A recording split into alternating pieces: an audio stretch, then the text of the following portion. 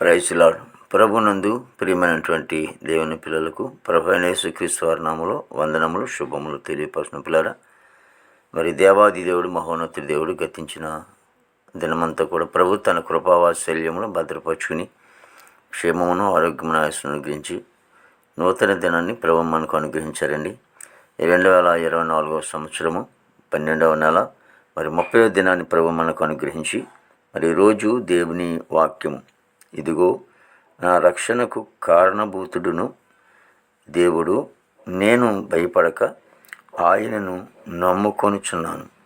యెషయా గ్రంథము 12వ అధ్యాయము 2వ వచనమండి. వాక్యము నమ్మదగినది, పూర్ణాంగీకరణకు యోగ్యమైనది.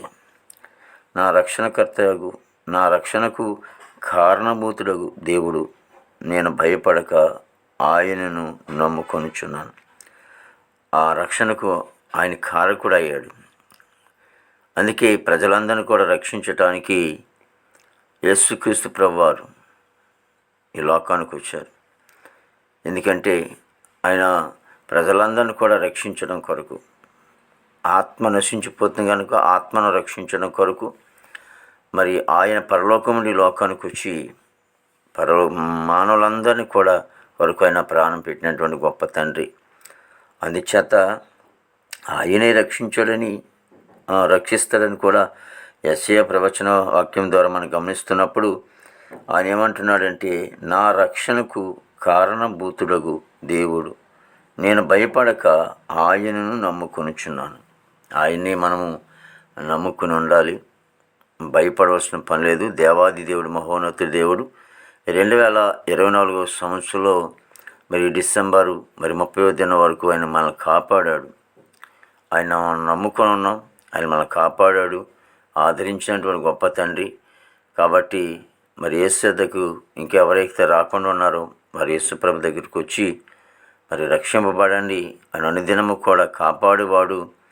ఆయన మీద ఆధారపడదాం, ప్రార్థన చేసుకుందాం. ప్రేమగల తండ్రి, కృపలేసునికి స్తోత్రాలు స్తుతులు చెల్లిస్తున్నాం ప్రభు. గొప్ప దేవునికి వందనాలు. ప్రతి కుటుంబాన్ని కూడా దీవించండి, ఆశ్రయించండి. మా భారతదేశాన్ని మీరు ఆశ్రయించి దీవించిన నాయకులు, అధికారులందరూ కూడా మంచి ఆరోగ్యాలతో నింపండి తండ్రి. దేవానికి స్తోత్రాలు చెల్లిస్తున్నాం ప్రభు. గొప్ప దేవుడా నీకు వందనాలు.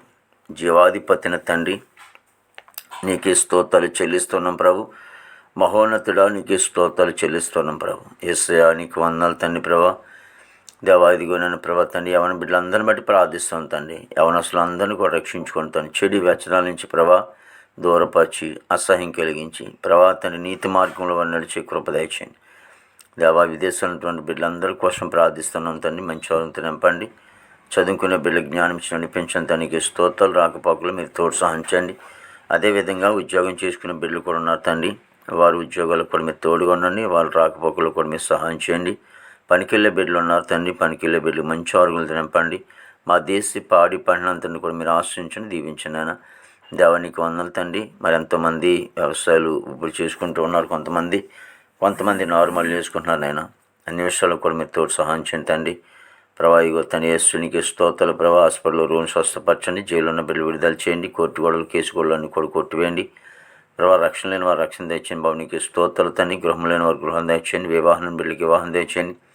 గర్భఫలం లేని వారికి గర్భఫలం దయచేయండి. గర్భిణీ సుఖమైన డెలివరీ దయచేయండి. తల్లి బిడ్డ క్షేమం దయచేయండి తండ్రి.